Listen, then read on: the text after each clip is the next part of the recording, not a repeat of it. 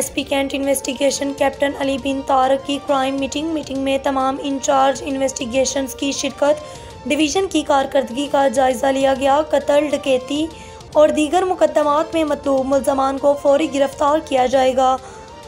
इश्तिहारी मुल्ज़मान साबिका record याफ्ता और अदालती मफरूरों की गिरफ्तारी यकीनी बनाने की हदायत। मुकदमात को जल्द अज जल्द मेरिट पर यकसू करने और चालानी तनासुब बेहतर बनाने के लिए अहकामात भी जारी कर दिए गए। तफ्तीश के मयार को बेहतर बनाने के लिए शनाख्त क्रिएट करवाने समेत आम हदायत जारी की गईं। सर्कल अफसरान और इंचार्ज इन्वेस्टिगेशंस अवामुल नास के मसाइल को मेरिट पर फौरी हल करें।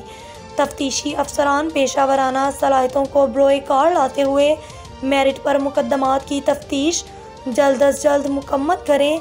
SP इन्वेस्टिगेशन कैंट का मौक़िफ़।